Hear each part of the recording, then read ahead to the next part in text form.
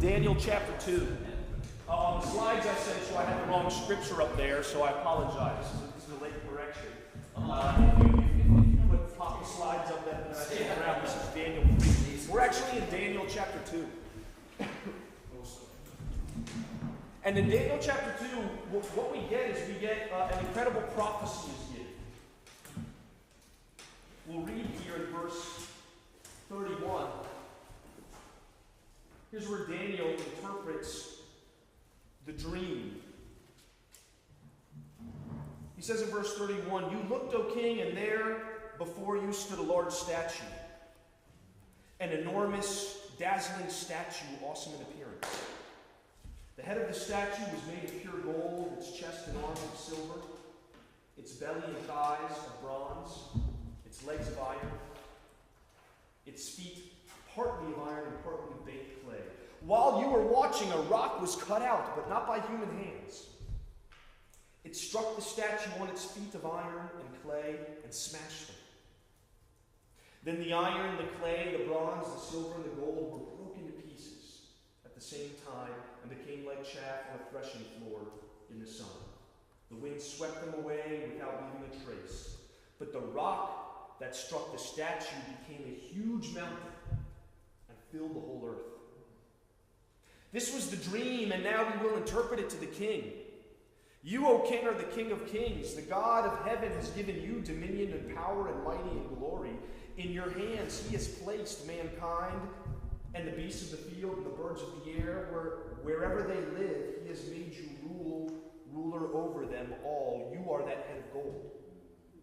But after you another kingdom will rise, inferior to yours, and next a third kingdom, one of bronze, will rule over the whole earth. Finally, there will be a fourth kingdom, strong as iron, for iron breaks and smashes everything. And as iron breaks things to pieces, so it will crush and break all the others. Just as you saw that the feet and toes were partly of baked clay and partly of iron, so this will be a divided kingdom. Yet it will have some of the strength of iron in it, even as you saw iron mixed with clay. As the toes were partly iron and partly clay, so this kingdom will be partly strong and partly brittle. And just as you saw the iron mixed with baked clay, so the people will be a mixture and will not remain united any more than iron mixes with clay. In the time of those kings, the God of heaven will set up a kingdom that will never be destroyed, nor will it be left to another people. It will crush all those kingdoms and bring them to an end, but it will itself endure forever. This is the meaning of the vision of the rock cut out of a mountain, but not by human hands. A rock that broke the iron, the bronze, the clay, the silver, and the gold to pieces. The great God has shown the king what will take place in the future. This dream is true, and the interpretation is trustworthy. This is a prophecy about empires and kingdoms, and the prophecy foresees an empire that is made of iron and crushes all the others. But then this empire itself is compromised, and it gives way. And it says another kingdom will come and will crush it. But this kingdom, this last kingdom that's described as a rock. And it's a rock, it says it's not cut by human hands, because it's from God and it's from the Lord. And then when this comes and is established, it says it grows to fill the whole world, and it will never end. You know, about a half an hour drive from here, you can go and see leftovers of what's called the Antonine Wall. There's ruins and remnants of this wall. It was built by the Roman Empire. And it cuts across Scotland. It cuts from Glasgow to Edinburgh. Because the Romans, in their cold, calculated logic, figured out what the thinnest distance from coast to coast would be in Scotland.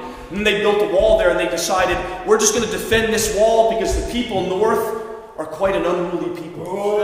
Things have changed. It's those things. Not much has changed, right?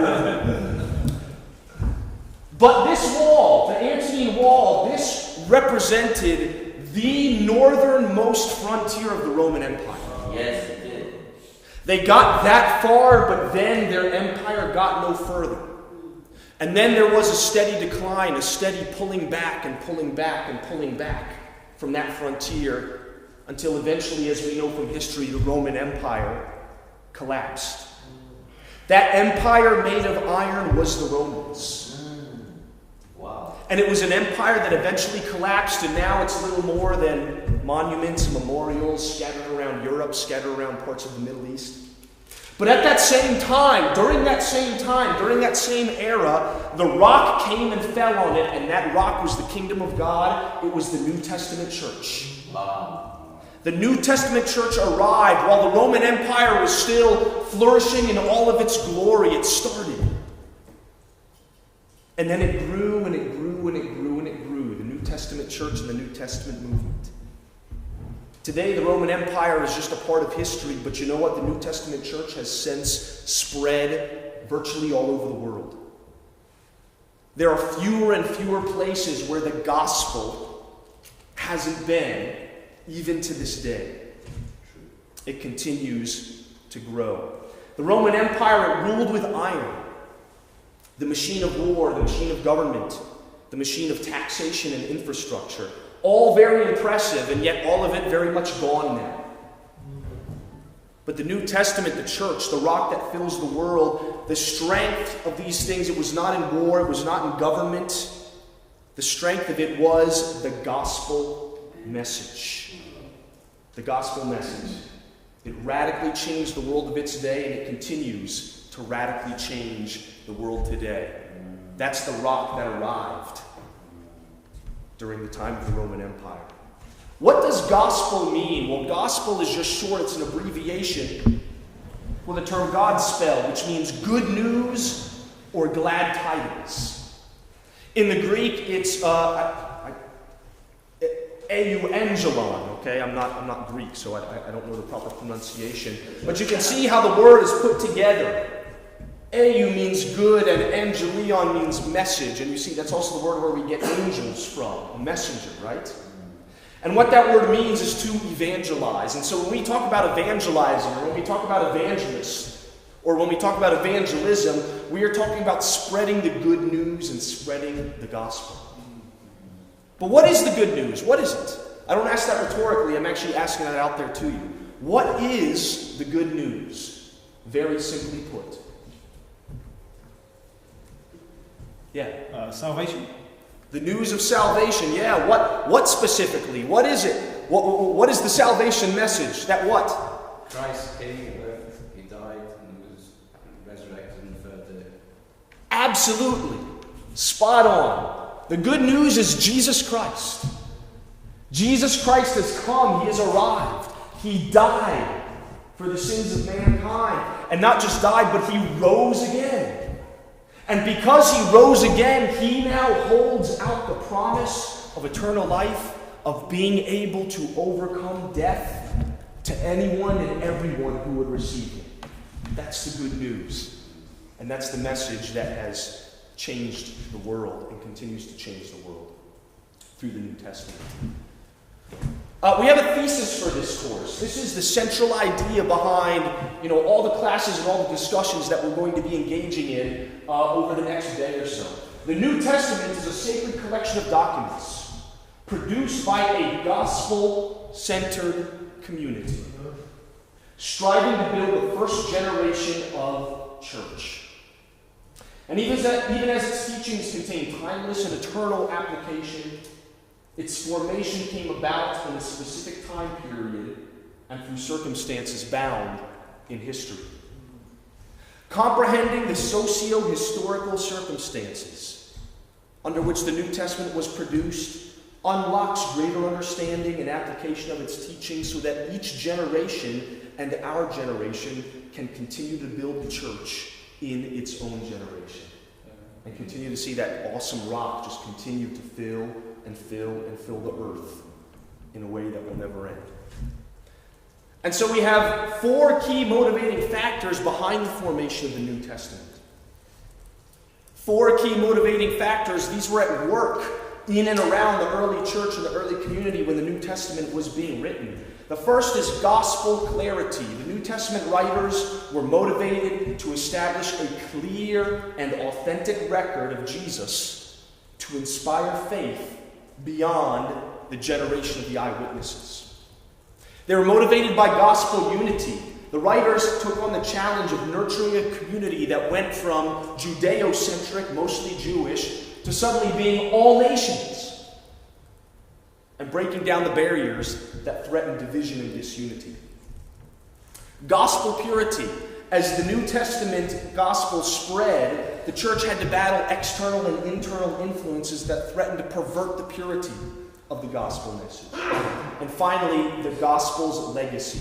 The New Testament writers were concerned with laying down the foundation of faith so that future generations could properly continue to build up the ever-evolving and ever-expanding church. We're going to examine these four factors, and we're going to see how these four factors produce, right, the literature of the New Testament, guided by the Holy Spirit as he was guiding the church through the landscape and through all these things happening at this time. But before we jump into those specifically, what we're going to be looking at, really over the next 45 minutes or so, is the socio-historical overview of New Testament times. We'll take a little bit of a step back and take a look at the big picture. What was happening in the Roman Empire? What was it like? What was happening in ancient Israel and Palestine? What were those places like? What was this environment like out of which came the New Testament and its writings, the ministry of Jesus and the church? Galatians chapter 4, verses 4 to 5. But when the set time had fully come, Paul says, God sent his Son, born of a woman, born under the law, to redeem those under the law, that we might receive adoption to sonship. It says, when the set time had fully come. And that set time, of course, it was this era of the Roman Empire. God decided that that was the set time, that it had fully come. Why? Well, it's hard to say exactly. But I think as we begin to examine, again, what was happening in the Roman Empire around the time, what was happening in Israel, ancient Israel and Palestine around that time, we can begin to get maybe some clues and maybe some hints about what God saw happening and why he decided this is the time to take that rock and to just, boom, throw it in there so that way it can begin to grow. This is the world that we're looking at. It's the world of the Mediterranean. Northern Africa, Middle East, Asia Minor, Turkey, and then Europe. This is what this map looked like, the Roman Empire at its height. See, and that was the Antonian Wall right there. But this is the Roman Empire at its height, when it had its biggest expanse of influence. This would have been a little bit after the time of Jesus, but still during the time and the era of the early church. When you think of the Roman Empire, what kinds of things come to mind? What do you think of? Evil rulers. Sorry? Evil rulers. Evil rulers. You think of rulers, yeah? Power. Roads. Roads. All leading to Rome. All roads lead to Rome, right? Style. Time of peace. A time of peace, right? There's this era called the Pax Romana, a time of great prosperity, at least certainly from a secular point of view. I think of the movie Gladiator, right? I mean, I think of Russell Crowe, right, battling it out, you know. But yeah, it's a time of power, of roads, of infrastructure. Yeah, you were raising your hand. The seasons, just different season. Obviously, Julius Caesar being the main one, I think. Yeah, the Caesars. Exactly. Yeah. There's lots of things come to mind and to really capture, and I think we've touched on good ones, but this idea certainly of Caesar, to really kind of capture the essence of what the culture of the Roman Empire was like, it's key to understand the emperors and what was going on with the Roman Empire. Julius Caesar was sort of the first. Julius Caesar actually never became an emperor of Rome. but he was the prototype for the emperors. They were afraid that he was going to become the emperor of Rome. That's why some conspired against him, because they were afraid of the centralization of power in Julius Caesar. But it was Julius Caesar and his vision that really gave birth to the empire. And his vision was this international commonwealth of nations, united under the culture of Rome. When he was assassinated, as has been famously recorded and portrayed in history, and then after him there was a bit of a civil war.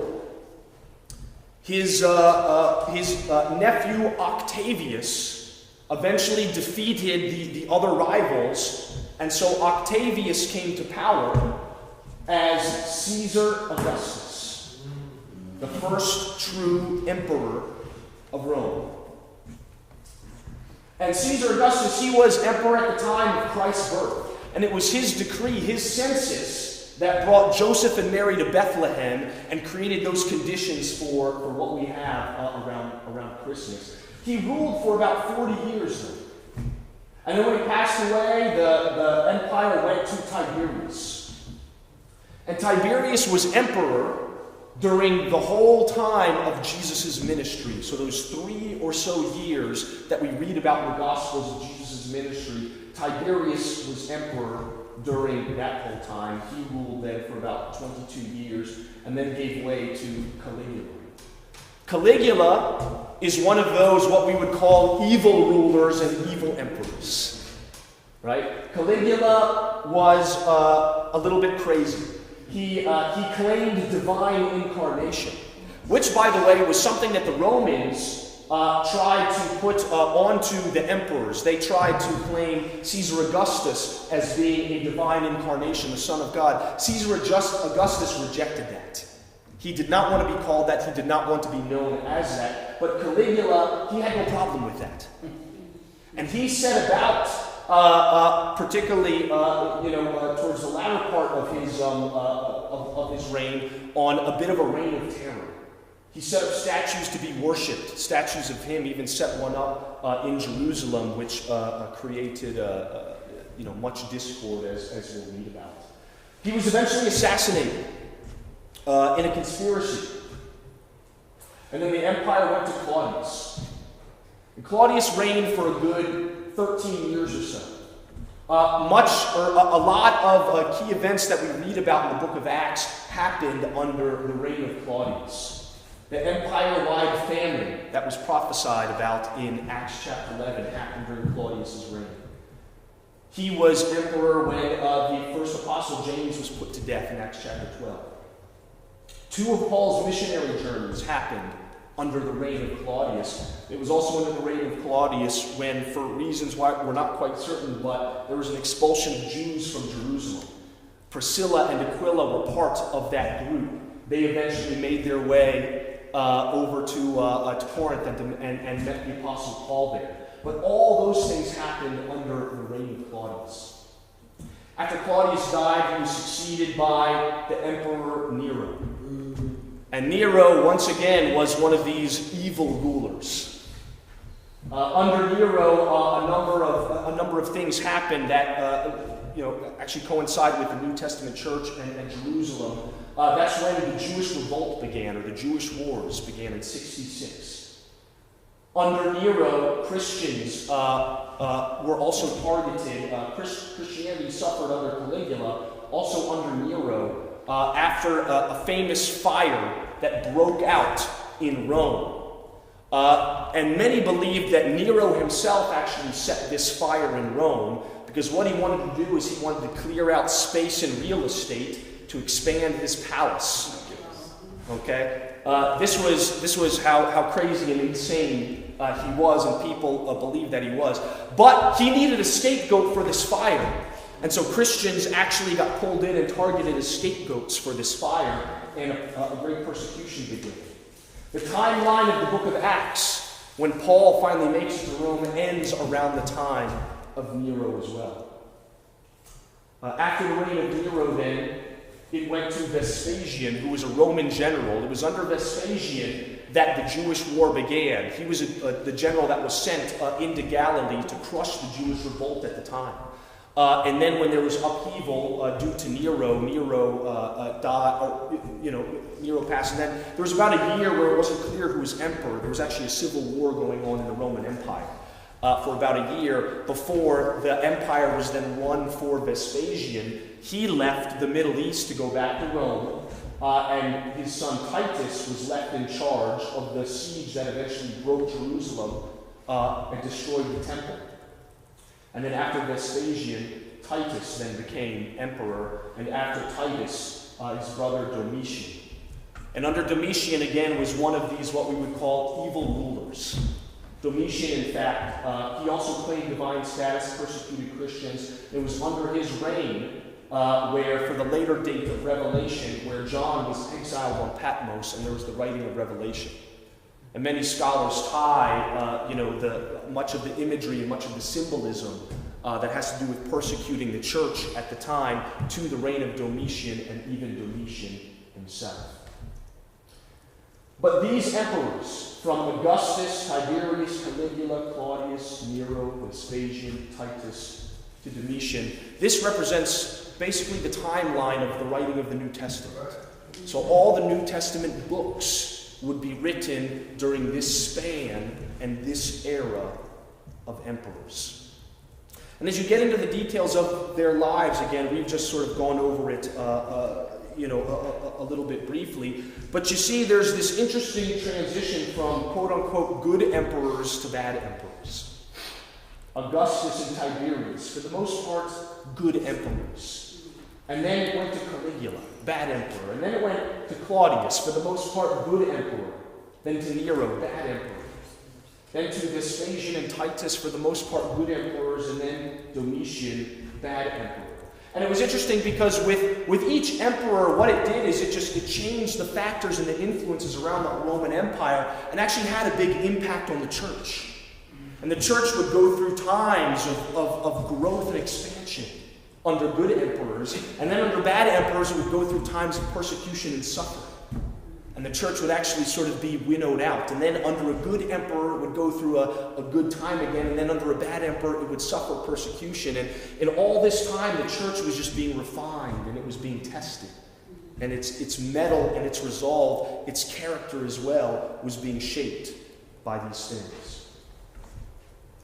This is a great panoramic shot that I took of basically downtown ancient Rome. Colosseum there, the Palatine Hill. Yeah, really, really cool. I'm half Roman. I have the blood of the emperors flowing through my veins. So my father's from Rome originally. Yes, it is something that is near and dear to my heart. Roman politics and local governance. So we got a bit of a picture of the emperors and what was going on with them and what was going on around the empire during their time. The Romans were very good at what they did at the time in terms of statecraft.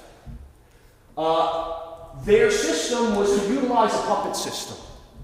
They wanted to govern through local and native rulers. Why do you think that was? Why do you think the Romans preferred this method of puppet government? Local knowledge. Sorry? Local knowledge. Local knowledge? Yeah. Keeps the important people in that area sort of under control because they have their power, so they're not revolting. Absolutely. Absolutely. It was a way to help sort of placate and quell revolt before it started. Right? The Romans had this way of going into a place and they would establish themselves, establish their authority, but then at the same time they were also hands-off in many ways. And they wanted to keep as many local institutions and local customs in place as they could, because what that did is that cut down on the likelihood of rebellion. And it helped keep life normal for them, so that way they would have to deal with less protest. But around the empire, the different provinces, the different cities, they would have different legal status vis-a-vis Rome, depending on how they were started or depending on how they were established. And there were different layers and levels of government. You could look that stuff up on your own. We won't get into that. But there were layers of governance in Rome. Really, the two common threads anywhere and everywhere with the Romans was taxes and soldiers. Okay. unless you were a province that had a special legal status with Rome and you could become tax exempt. And there were a couple places like that. Philippi was actually one of them.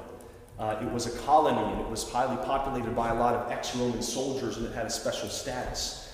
But for the most part, even though the Romans, they tried their best, they did their best to keep local government in place, local customs in place, and sort of rule through what was there, the two common threads were collecting taxes and placing soldiers, and you did not mess with either of those. If you messed with either of those, you were in big trouble. And the Romans, they sort of had this dual nature. They were both very accommodating in certain ways, in the way that they sought to sort of rule through local governance and local customs, but then they were extremely brutal as well once the lines were crossed. They could be cruel and oppressive, and they could be brutal as well. And you can read about these times and these instances of brutality. We read about them even in the Bible, right? The time when Pilate came in and, right, he mixed, he mixed the blood with the sacrifices. Even one of the key centerpieces of Christianity, and also it's really become the symbol of Christianity, the cross, was actually something from Rome and from the Romans. It was a sign of their brutality and a sign of their oppression. They crucified people, and they did it in public, and sometimes they would do it en masse, hundreds of people at a time, sometimes even thousands of people at a time, depending on if they were putting down an insurrection. And these things even happened in ancient Israel and Palestine from time to time. But it was just a brutal symbol of their authority. It was a very public way to die, right? And it was actually, it certainly was painful, though they would give people things to sort of dull the pain from time to time. It wasn't a very efficient way to die, but it was a scary way to die. And it was a public way to die. And it was a humiliating way to die. And the symbol behind that was, don't ever cross the Romans. If you ever cross the Romans, this is what's going to happen, and this is what's going to take place. And so life under the Romans, again, it sort of there was a Jekyll and a Hyde to it. Life just went on as usual until one of these lines were crossed, and then they would come in and crush. See how well we can see these? Okay, we can see this, okay. This chart, again, sort of breaking down a little bit further, gives us an idea of what the socio-economic demographics were like at the time in the Roman Empire. You had classes. You basically had the upper class, and then you had the middle working class, and then you basically had classes of slaves. Freedmen were simply freed slaves. Slaves had no rights at all. No property rights, no legal rights. They couldn't even marry.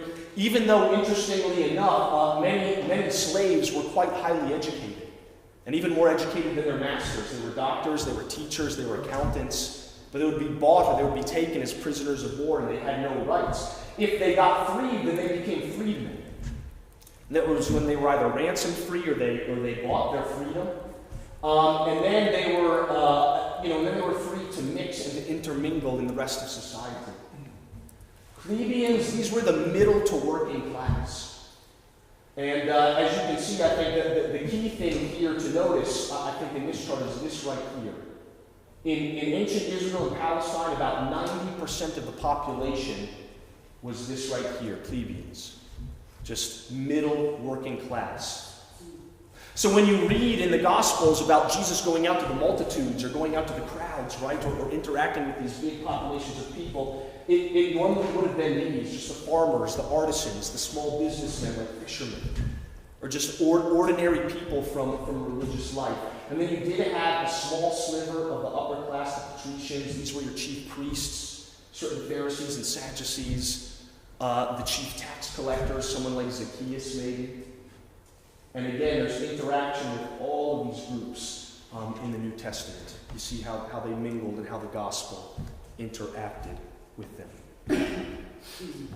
Zeroing in, though, and focusing in again on we're now in the area of ancient Israel and Palestine. And as you can see, it was broken up into these different provinces. The main ones being, Galilee and Judea. Samaria was there in the middle. The Decapolis was its own region, its own province, Idumea. But all of this from 37 to about 401 BCE, depending on how they calculate the dates, this was all ruled locally by Herod the Great, the infamous Herod the Great. And Herod the Great was, there was good Herod and there was bad Herod, all right? Good Herod. Well, Herod was a very adept politician, and he was able to do things like secure peace with Rome for the Jews, which was a very good thing. It was an important thing. He built up the infrastructure of the province and cities during his reign. And he also started a massive expansion to the Temple Mount. So the temple grounds and the temple during that time was expanded and really brought to great glory. But then Herod had a bad side. He tried to kill the Messiah. That's bad, right? That's bad Herod, right? He ordered the slaughter of the innocents, right? The massacre in Bethlehem. Not very good, right? Bad Herod. And in fact, there was a time in Herod's reign where he sort of turned. He became paranoid. He became, he went on a vendetta even within his own family. He brutalized his own family. He had members of his own family murdered. And in fact, there was this saying amongst the Romans who interacted with Herod, some of the different statesmen and things like that. They said it's better to be Herod's pig than be Herod's son. And they said that because if you were a family member of Herod, you never knew when the crosshairs were going to fall on you and when he might come after you. And then Herod, in fact, he left a very divided legacy. He left a legacy, he split it between three of his heirs, three heirs from three different mothers. And his territory was carved up between them. Archelaus, Philip, and Herod Antipas. And the way that it was broken up was Archelaus, he ruled Judea, Idumea, and Samaria, so this area right here. And then Philip ruled in the north here. Excuse me. And then Herod Antipas ruled, Galilee and Perea, where Herod Antipas, it was actually split right there. There were two sections. And then here, Gaulonitis was ruled by Philip, and that was mostly Gentile. The Decapolis was its own collection of city-states. They were ruled locally. But this became known as the Tetrarchy, right? 4 powers, right? You had the 3 kings, then you had the Decapolis. And we see these figures then coming up in the New Testament, right? Archelaus was the one that the angel warned Joseph and Mary about in a dream, right? It said, don't go back there just yet, because there's a crazy guy who's king. And that was Archelaus. And under his rule came the rise of the Zealots. We'll talk about the Zealot movement in a moment. But he was such a poor ruler and such an incompetent king that this political movement of the Zealots rose up under him. And he was eventually removed by the Romans for incompetence. He was just banished. And then so after him, different Roman prefects then ruled that area. Ones we know about in the Bible. Pilate was one of them, Felix, Festus. These were all Roman prefects there. Philip, again, he ruled in the north, mostly amongst Gentiles. And then Herod Antipas, he's the one who retained the title of King Herod. And this is the one that Jesus calls him a fox in Luke 13. Right? Go tell that fox, he said. And it was this Herod who had John the Baptist imprisoned and killed. It was also this Herod who threatened to kill Jesus and even saw him at his trial. But then after this generation, so we are talking about now the generation of Herod the Great's grandsons, the territories became reunited. First under Herod Agrippa, and we read about him in the book of Acts. He persecuted the early church as he was reconsolidating his power, right, and reconsolidating governance. He wanted to curry favor with the influential Jews. So he did things like imprison Peter. He killed James the Apostle. And it's his death that is infamously recorded in Acts 12, the death by worms, right? Where he's suddenly struck down and he dies. Then after him was a son, he was very young at the time, so he ruled sort of in consultation with Roman prefects, but Agrippa too. And we see him, he pops up in Acts chapter 25 and 26, partook in the trial of Paul with Festus. Then at the time of Agrippa II, after his reign, or sort of during the time of his reign, is again when the Jewish revolt began, and things changed very dramatically and very drastically in and around the region. We'll talk about that a little bit later. But that basically ended the Herodian dynasty at the time, during all these times of these various New Testament events. So we got, a little bit of a sense of kind of the political picture, the socioeconomic picture, what it was like around the Roman Empire with the emperors, what it was like in ancient Israel and Palestine. What were the Roman Jewish sentiments at the time? Well, the Romans had an interesting view of the Jews. Judaism was what was called religio licita in the Roman Empire. And what that meant was a legal religion or a legal cult. The Romans, they had a great love and a great veneration for all things ancient. So if something was old and ancient, the Romans esteemed it highly. And Judaism, having been around for quite some time, was something that they decided was religio licita, which means it was legally recognized and in certain ways could come under the protection of the Roman Empire, even though the Jews and the Romans were really at one another's throats. But Romans viewed Jews as really difficult to rule. They were feisty, they were nationalistic. And you can see this there's a frequent turnover of politicians in this area because it was viewed as just a really hard place to rule, a hard place to keep placated. Some were intrigued by the monotheistic teachings. How did the Jews view the Romans? Well, they just viewed them as more Gentiles. More Gentiles here in our promised land. This inscription right here is an inscription that's actually taken from one of the walls, one of the ancient walls that used to separate the court of the Gentiles of the temple from the inner courts. And what this tablet basically did is it basically warned, if you're not a Jew, if you're a Gentile, and you enter these courts, we're going to kill you. It was basically a warning of death. Don't go past here, right, by threat of death or penalty of death.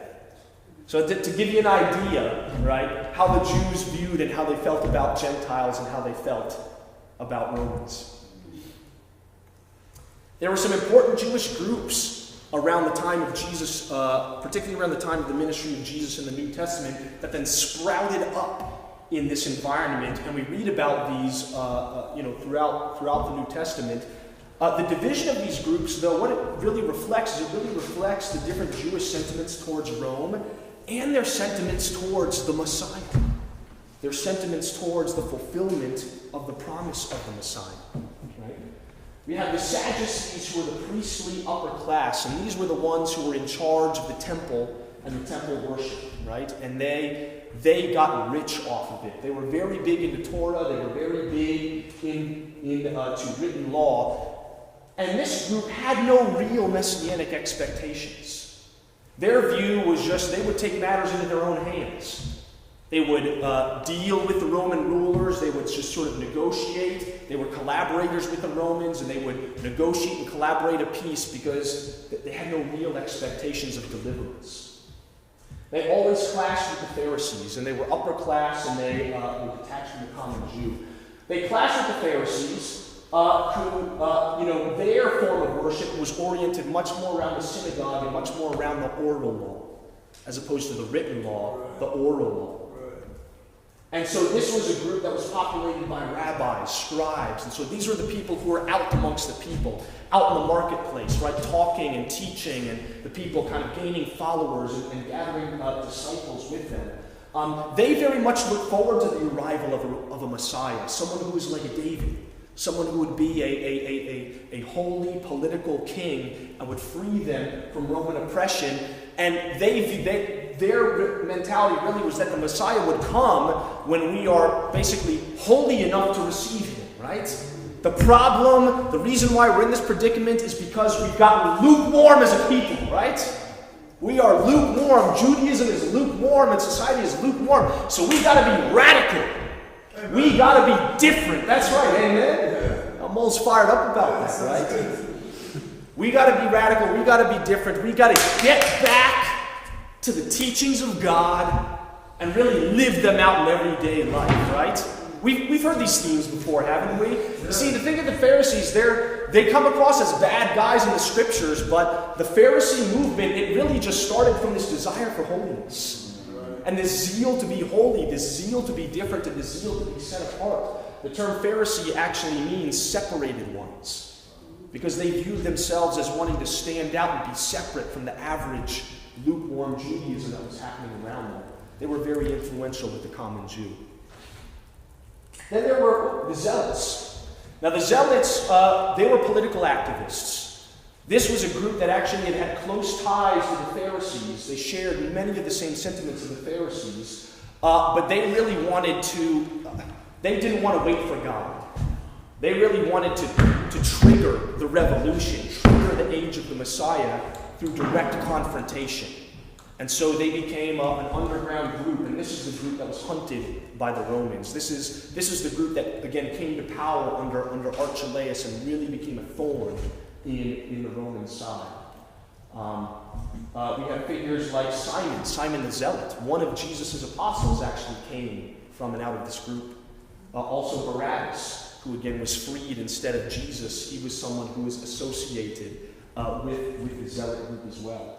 You had the Essenes, and the Essenes were ascetics. They were people in retreat.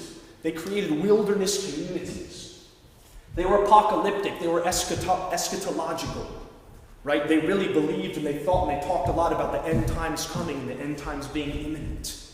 Right? And their view was that not just a Messiah, but two forms of Messiah would come. One who was like David and one who was like Aaron. So they saw a kingly Messiah and then a priestly Messiah would come. But they believed that the Messiah would come exclusively to them. They were, quote-unquote, the chosen remnant. And they were separating themselves out, taking it one step further from the Pharisees by actually going off in the wilderness on their own. And that when Messiah would come, he was basically going to wipe out everyone else and save them and their group and their community. It's popular amongst scholars, though the scriptures don't say it, but to look at a figure like John the Baptist.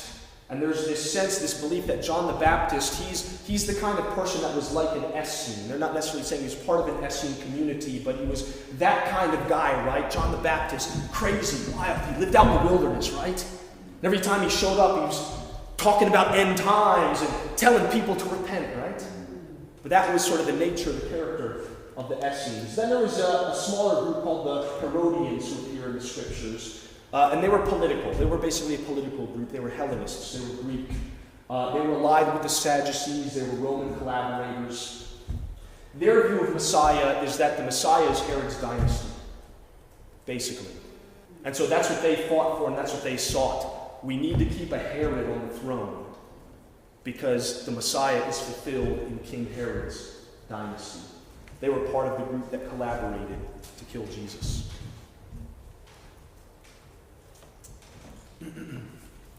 Matthew chapter 10, verse 6, Jesus says, "Go to the lost sheep of Israel." Because what is the picture that's painted here? You know, Jews at the time of Christ, they were outwardly very united in their basic Jewishness. But inwardly, internally, they were actually very divided. And they were very fractured. Pharisees battled with Sadducees. Zealots battled with Roman sympathizers. The Judean Jews, even geographically, the Judean Jews from the south looked down on the Galilean Jews from the north because they were infiltrated with Gentiles. The diaspora Jews, those were Jews who were living around the Roman Empire in different communities, were viewed a little bit differently from the Hebraic Jews. Those who were there in the hometowns and in the homelands. And then you had the Essenes who were just in retreat from everyone. They said, forget all of you, right? We don't like any of you, so we're just going to go off and live on our own. Now, of course, in all of this, most Jews were not faithful members of a particular group. The average Jew is just, again, a middle working class person just trying to go along, get along, figure out how to faithfully survive, just how to be a good Jew under the Roman Empire. But what we see is a lot of fracture and a lot of division. You know, Jesus, he desired to heal the rifts and unite the Jews in the kingdom of God, and this reflects in his ministry, doesn't it? How do you see it reflecting in his ministry when you think of the ministry of Jesus in the Gospels? What kinds of things did Jesus do? How did he go after healing all of these rifts and divisions? Oh, he was criticized for mixing with sinners and drunkards and... Yeah, that's right. Jesus, he straddled the classes, didn't he? I mean, he ministered to the elite, right? People like Nicodemus, right? But then he also ministered to the sinners and the tax collectors and the riffraff of society. Yeah, how else?